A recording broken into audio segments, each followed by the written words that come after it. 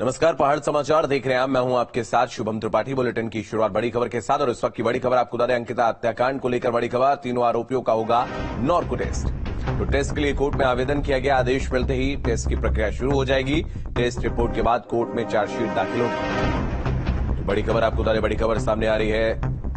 अंकिता हत्याकांड को लेकर यह बड़ी खबर है। तीनों आरोपियों का नार्को टेस्ट होगा और टेस्ट के लिए कोर्ट में आवेदन किया गया। आदेश मिलते ही टेस्ट की प्रक्रिया शुरू हो जाएगी। टेस्ट रिपोर्ट के बाद कोर्ट में चार्जशीट दाखिल होगी। तो सूत्रों के हवाले से अंकिता हत्याकांड को लेकर बड़ी खबर आ रही है। अंकिता हत्याकांड के तीनों आरोपियों का नार्को टेस्ट किया जाएगा। टेस्ट के लिए कोर्ट में आवेदन दिया गया और आदेश मिलते ही नार्को की प्रक्रिया आगे बढ़ाई जाएगी। टेस्ट रिपोर्ट के बाद कोर्ट में चार्जशीट पेश की जाएगी। बीते दिनों अंकिता के पिता वीरेंद्र सिंह ने आरोपियों के नार्को टेस्ट कराने की मांग की थी। सबूतों को पुख्ता करने और दोषियों को सख्त सजा दिलाने के लिए नार्को टेस्ट कराने की प्रक्रिया आगे बढ़ाई जा सकती है।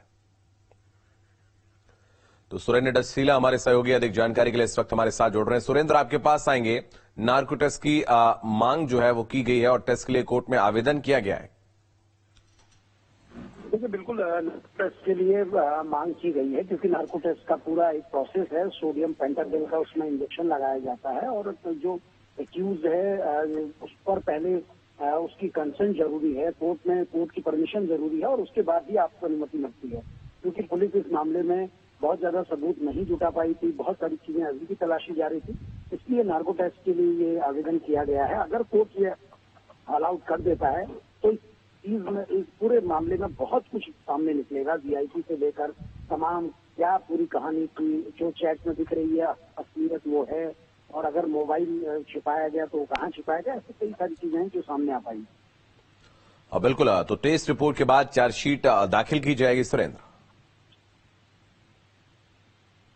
हम अपना सवाल दोहरा दें। जी, टेस्ट रिपोर्ट आने के बाद ही चार्जशीट दाखिल की जा सकेगी। देखिए, बिल्कुल, क्योंकि चार्जशीट में सबसे बड़ी दिक्कत ये है, अगर एक बार चार्जशीट दाखिल हो गई तो उसके बाद ये नई चीजें जो नई तथ्य में आएंगी उन चीजों को शामिल करना मुश्किल होगा। इसलिए पुलिस चाहती है कि चार्जशीट दाखिल होने से पहले अगर नार्को टेस्ट की अनुमति मिल जाती है तो बहुत सारी चीजें खुल पाएंगी, क्योंकि बहुत सारी चीजें इसमें ब्लाइंड है। देखिए, ना आरोपी का मोबाइल मिला, ना अंकिता का मोबाइल मिला। मोटिव क्या था? क्या यही देह व्यापार की ओर बढ़ाना मोटिव था? वीआईपी अगर था तो कौन था? कौन लोग रेगुलर विजिटर थे? ये तमाम चीजें हैं, ये तमाम सवाल है। अगर नार्को टेस्ट से अनुमति मिलती है तो ये इससे उम्मीद है कि बहुत सारी चीजें हल हो पाएंगी। बिल्कुल, बहुत धन्यवाद सुरेंद्र, आपका हमारे साथ जुड़ने के लिए। तमाम जानकारी के लिए बहुत शुक्रिया।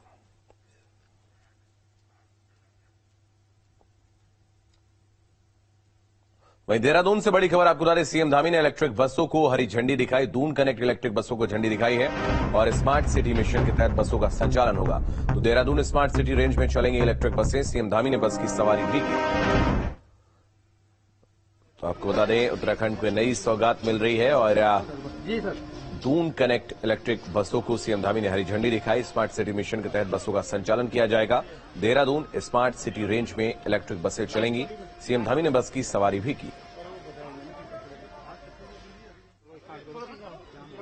तो इन बसों के संचालन का उद्देश्य स्मार्ट सिटी दून में यातायात को स्मार्ट और प्रदूषण रहित बनाना है। बसों को हरी झंडी दिखाने के बाद सीएम धामी बसों की सवारी करते हुए भी नजर आए। दो तस्वीरें आप देख रहे हैं। बसों को हरी झंडी दिखाई है मुख्यमंत्री ने और उसके बाद बस की सवारी भी उन्होंने की है। तस्वीरों में आप देख सकते हैं मुख्यमंत्री पुष्कर सिंह धामी नजर आ रहे हैं और इलेक्ट्रिक बस की सवारी उन्होंने की।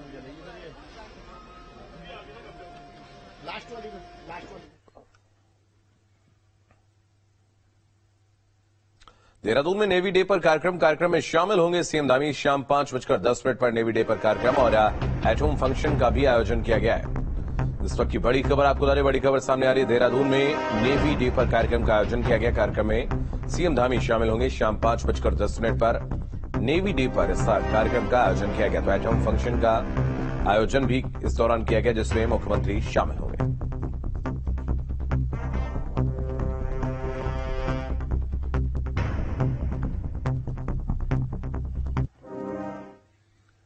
बड़ी खबर हल्द्वानी से, जहां काठगोदाम मेहड़ाखान मोटर मार्ग बंद किया गया। मार्ग पर पहाड़ी से लगातार मलबा गिर रहा है। लगातार मलबा गिरने के चलते यह फैसला लिया गया। पीडब्ल्यूडी के प्रमुख इंजीनियर ने निरीक्षण के बाद फैसला लिया है। इस वक्त की बड़ी खबर आपको बता दें, बड़ी खबर सामने आ रही है हल्द्वानी से, जहां काठगोदाम मेहड़ाखान मोटर मार्ग बंद कर दिया गया। मार्ग पर पहाड़ी से लगातार मलबा गिर रहा है। लगातार मलबा गिरने के चलते फैसला लिया गया है। पीडब्ल्यूडी के प्रमुख इंजीनियर ने निरीक्षण के बाद फैसला लिया है। तो क्षतिग्रस्त काठगोदाम हैड़ाखान मोटरमार्ग का पीडब्ल्यूडी विभाग के प्रमुख अभियंता ने विभागीय अधिकारियों के साथ स्थलीय निरीक्षण किया। सड़क पर पहाड़ से लगातार मलबा गिर रहा है और मलबे में काफी नमी है। ऐसे में सड़क दोबारा से किस तरह से बनाई जा सकती है, इसको लेकर एक बड़ी एजेंसी से सर्वे करवाने की प्रमुख अभियंता ने बात कही है। इस मार्ग पर पूरी तरह से आवागमन बंद करने का निर्णय लिया गया। पीडब्ल्यूडी विभाग ने काफी हद तक मलबे को हटा लिया है, जिसके बाद लोग पैदल और दोपहिया वाहनों से अपनी जान को जोखिम में डालकर वहां पर जा रहे हैं। तो पीडब्ल्यूडी के प्रमुख अभियंता ने मार्ग का स्थलीय निरीक्षण किया है। पूरी तरीके से इस मार्ग को अभी बंद कर दिया गया। तस्वीरों में आप देख सकते हैं ये यातायात लायक फिलहाल नहीं है, लेकिन उसके बावजूद भी लोग अपनी जान को जोखिम में डालकर यहां पर यात्रा कर रहे हैं और स्थलीय निरीक्षण के बाद मार्ग को पूरी तरह से बंद करने के निर्देश अभियंता ने दिए।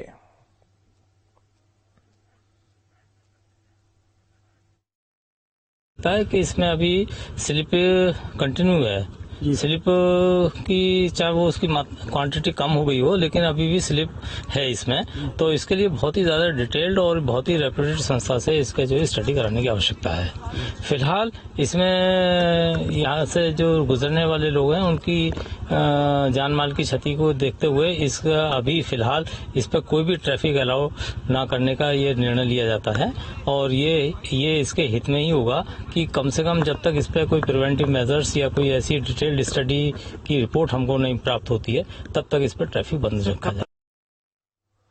भूपेंद्र रावत हमारे सहयोगी अधिक जानकारी के लिए इस वक्त हमारे साथ जुड़ रहे हैं। भूपेंद्र, क्या अपडेट है आपके पास? जी बिल्कुल, आपको बताना चाहूंगा हैड़ाखान जो मोटर मार्ग है वो हल्द्वानी से हैड़ाखान के जो लगभग दर्जनों जो गांव हैं उनको जोड़ता है और वो पूरी तरीके से बंद किया गया है। पहले लोग वहां पे पैदल जा रहे थे, जो आवश्यकता की जो रोजमर्रा का सामान था उसके लिए, और प्रमुख अभियंता के निरीक्षण के बाद वो पूरी तरीके से बंद कर दिया गया है। साफ तौर पर कहना है कि जो लोग वहां से उनका आना जाना हो रहा है उससे कहीं जान या फिर जो हानि ना हो, इसलिए उसको रोक दिया गया। जी बिल्कुल, बहुत धन्यवाद आपका हमारे साथ जुड़ने के लिए, तमाम जानकारी के लिए बहुत शुक्रिया।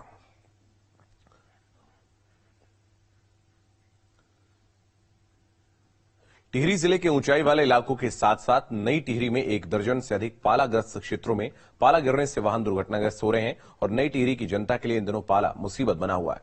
वहीं सड़कों पर बिछी पाले की परत से आए दिन वाहन दुर्घटनाग्रस्त हो रहे हैं। ऐसे में लोगों को रोजमर्रा के काम करने में कई दिक्कतों का सामना करना पड़ रहा है और पाले से किसानों की फसलें नष्ट हो रही हैं।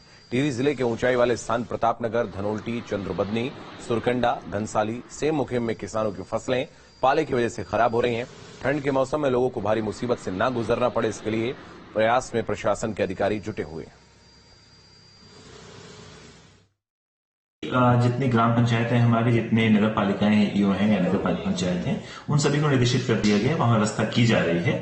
साथ ही साथ में रैन बसेरा के लिए भी हम लोग हमने मुहिम ली है कि पूरे जनपद में जितने भी रैन बसेरा हैं उनको भी हम समय से दुरुस्त करते हैं, जिससे कोई भी हमारा पर्यटक आए अगर उसको कहीं दिक्कत हो तो रैन बसेरा में भी वो अपना स्थान पा सके। साथ ही साथ में होटलों और जितने भी रिजॉर्ट्स हैं हमारे, उनके संबंध में भी हमारे पटन में जो अधिकारी हैं उनको भी बता दिया गया है। बड़ी खबर आपको बता दें, हरिद्वार से बड़ी खबर। प्रेमी ने प्रेमिका को सरिये से पीट कर लहूलुहान कर दिया। गंभीर हालत में अस्पताल में युवती का इलाज चल रहा है। पिटाई के बाद आरोपी ने खुद पुलिस को सूचना दी है। आरोपी की तलाश में पुलिस जुटी है। सिडकुल थाना क्षेत्र में एक निजी कंपनी में काम करते हैं आरोपी और पीड़ित। तो बड़ी खबर आपको बता दें, हरिद्वार से बड़ी खबर सामने आ रही, जहां प्रेमी ने प्रेमिका को सरिये से बेरहमी से पीटा है और गंभीर हालत में अस्पताल में इलाज चल रहा है युवती का। पिटाई के बाद आरोपी ने खुद पुलिस को इसकी सूचना दी। आरोपी की तलाश में पुलिस जुटी है। सिडकुल थाना क्षेत्र में एक निजी कंपनी में आरोपी और पीड़ित काम करते हैं। तुषार गुप्ता हमारे सहयोगी अधिक जानकारी के लिए इस वक्त हमारे साथ जुड़े। तुषार, क्या अपडेट है आपके पास? बिल्कुल, ये कल का मामला बताया जा रहा है, शनिवार रात का, जहां पर एक जो प्रेमी था उसने एक प्रेमिका को, अपनी जो प्रेमिका थी उसे सरिये से पीट कर लहूलुहान कर दिया और ये दोनों शाहपुर जो उत्तर प्रदेश में है वहाँ के रहने वाले थे और यहाँ की निजी कंपनी में काम करने के लिए सिरपुर क्षेत्र में आए थे।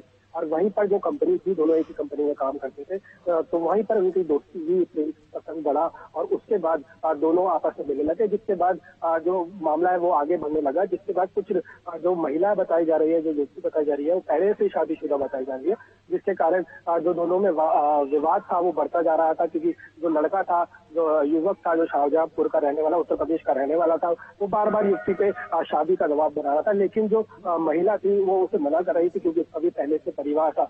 लेकिन जब युवक के दिमाग में जो सच करके शादी का जो गुमार चढ़ा, उसके बाद वो युवती के घर पहुंचा शनिवार रात को और उसने सरिये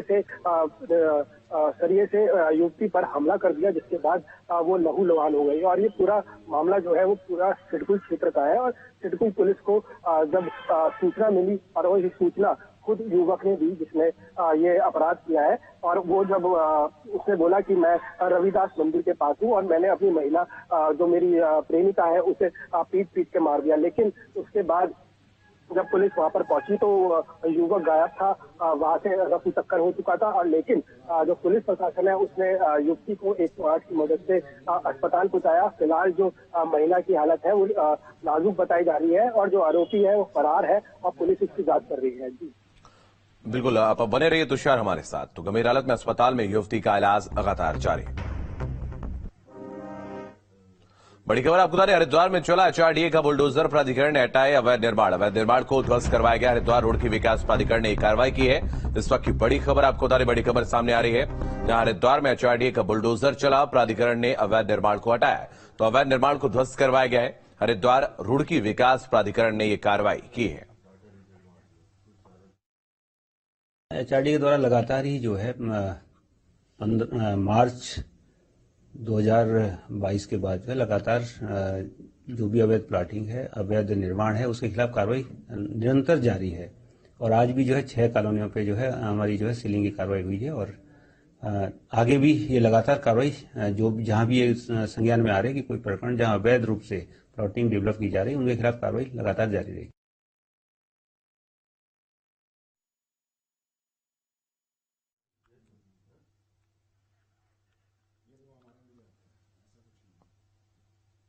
हरिद्वार में प्रशासन ने अतिक्रमण के खिलाफ अभियान चलाया है। सरकारी जमीनों से कब्जे हटवाना प्रशासन के लिए मुसीबत बना है। राजनीतिक संरक्षण के चलते कई लोग नगर निगम, सिंचाई विभाग जैसे अन्य विभागों की जमीनों पर कब्जा जमाए बैठे हैं। करीब 2 दशक से लटके ऐसे मामलों को सिटी मजिस्ट्रेट कोर्ट ने तेजी से निपटाना शुरू किया।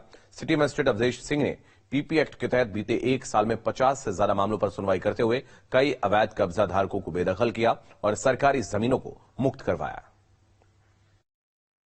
जो विभिन्न सरकारी भूमि पर लोगों ने अवैध अतिक्रमण कर लिया है, उनकी पीपी एक्ट के अंतर्गत चालान होता है और चालान होकर के एसडीएम कोर्ट और इधर सिटी मजिस्ट्रेट कोर्ट में सुनवाई इसकी होती है। काफी पुराने मामले थे, उनका निस्तारण किया गया है और 50 से 60 फाइलें जो है सिटी मजिस्ट्रेट न्यायालय से निस्तारित हुई हैं। और अभी भी विभिन्न जो सरकारी भूमि पर कब्जा है उनकी फाइलें चल रही हैं और उनका निस्तारण यथाशीघ्र किया जाएगा। तो तुषार हमारे सहयोगी अधिक जानकारी के लिए इस वक्त हमारे साथ बने हुए। तुषार, आपके पास आएंगे, भूमाफियाओं से इस जमीन को कब्जा मुक्त करवाया गया, क्या अपडेट है आपके पास? यहाँ देखिए, जैसे हरिद्वार की बात की जाए तो हरिद्वार ऐसा क्षेत्र बन गया है जहाँ पर भूमाफियाओं का जो कब्जा है वो लगातार बढ़ता जा रहा है। नगर निगम है, सिंचाई विभाग की जमीन हो या फिर सरकारी जमीन हो, लगातार जो भूमाफिया है, साथ जो छोटे कस्बे के लोग हैं वो भी टेंट वगैरह लगाकर उसमें कब्जा करने की कोशिश करते हैं। लेकिन जब से भाजपा की सरकार आई है, पुष्कर सिंह धामी के नेतृत्व में जिस तरह से कर रहे हैं, इसके बाद से जो प्रशासन है वो भी अलग नजर आ रहा है। और जो हरिद्वार में तमाम अवैध जो कब्जे हैं उस पर जो प्रशासन का डंडा है वो चलता हुआ नजर आ रहा है। और ऐसा ही मामला देखने को मिल रहा है। सिटी मजिस्ट्रेट ने पूरे साल भर में करीब 50 से ज्यादा मामले पर सुनवाई करते हुए अवैध कब्जे पर जो जमीन थी उसे छुड़वाया है और साथ चालान भी जो भूमाफिया है उन पर किया था।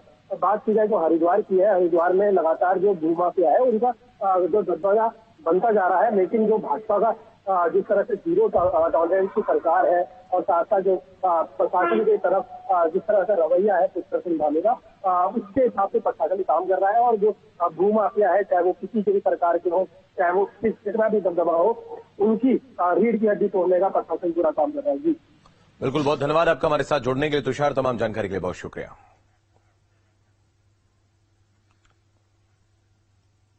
ऑल इंडिया डेमोक्रेटिक फ्रंट के प्रमुख बदरुद्दीन अजमल के बयान से हरिद्वार के साधु संतों में आक्रोश देखने को मिल रहा है। जहां विश्व हिंदू परिषद की फाब्रांड नेता साध्वी प्राची ने बदरुद्दीन अजमल की मानसिकता को विकलांग बताया, वहीं स्वामी दिनेशानंद भारती ने मानसिकता का अंतर बताते हुए हमला बोला है।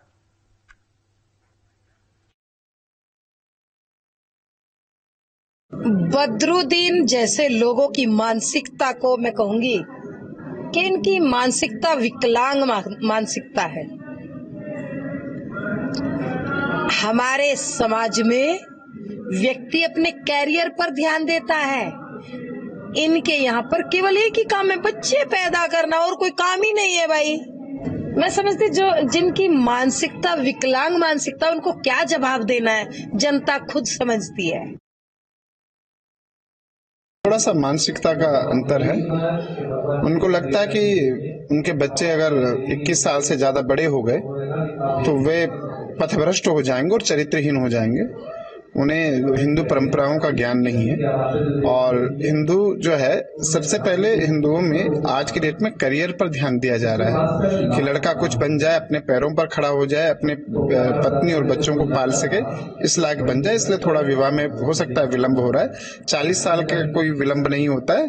28, 29, 27, 28 तक हमारे हिंदू नवयुवक विवाह कर लेते हैं, और वो 21 साल में करते हैं तो रेड़ा ही चलाते हैं। आप ही देख रहे हैं, उन्हें पंचर ही लगाना है और हमारे बच्चों को देश राष्ट्र का चिंतन करना है। जिला ऊधम सिंह नगर के तराई पश्चिम वन प्रभाग के तुमड़िया डैम और भोगपुर डैम क्षेत्र विदेशी परिंदों से गुलजार हैं। हर साल की तरह इस साल भी परिंदे तुमड़िया डैम की रौनक बने हैं। यूरेशियाई देशों में पड़ रही कड़ाके की ठंड की वजह से काफी तादाद में परिंदे इन दिनों तराई इलाकों में पहुंचे हैं। हर साल की तरह हजारों विदेशी परिंदों का झुंड देखते ही बन रहा है। तो इन विदेशी परिंदों को देखते हुए दूर दूर से पर्यटक पहुंच रहे हैं। वन विभाग की तरफ से इन विदेशी परिंदों का विशेष ध्यान रखा जा रहा है। विदेशी परिंदे जो हमारे यहाँ पे आ रहे हैं और इनको देखने के लिए लोगों की भीड़ उमड़ रही है काफी, और हम ये चाहते हैं कि हमारे इस डैम क्षेत्र को इसको पर्यटक के रूप में कर दिया जाए, ताकि यहाँ पे लोग आए, उन्हें सौंदर्यकरण दिखे। यहाँ काफी जनता आ रही है। लोग नीचे गाड़ी खड़ी करते हैं, ऊपर पहुंच जाते हैं, कुछ लोग ऊपर ही गाड़ी ले जाते हैं अपनी। काफी लोग आ रहे हैं, हजारों की तादाद में लोग वहां पे पहुंच रहे हैं। तुमड़िया डैम और भोगपुर डैम जो है, यहाँ पर बर्ड काउंटिंग के रिहर्सल अभ्यास किया गया था। अपने स्टाफ को जागरूक किया गया था कि यहाँ पर जो है लगातार गश्त करें, कोई अनवांटेड कोई हंटिंग ना हो या पोचिंग ना हो। तो इस तरह से हमने अपने स्टाफ को सतर्क रहने के निर्देश दिए हैं और लगातार हम इस पर गश्त कर रहे हैं और निगरानी बनाए हुए हैं। ऊधम सिंह नगर के गदरपुर थाना पुलिस ने नशे के इंजेक्शन के साथ 2 आरोपियों को पुलिस ने गिरफ्तार किया है। आरोपियों से 144 नशे के इंजेक्शन बरामद हुए हैं। आरोपी के खिलाफ एनडीपीएस एक्ट में मुकदमा दर्ज कर जेल भेज दिया गया है। दिनेशपुर रोड फ्लाईओवर सूरजपुर के पास चेकिंग अभियान चलाए हुए थे, तभी बाइक में आते हुए 2 युवक दिखाई दिए। रुकने पर दोनों घबरा गए। शक होने पर जब टीम के द्वारा तलाशी ली गई तो आरोपियों से 144 नशे के इंजेक्शन बरामद हुए हैं।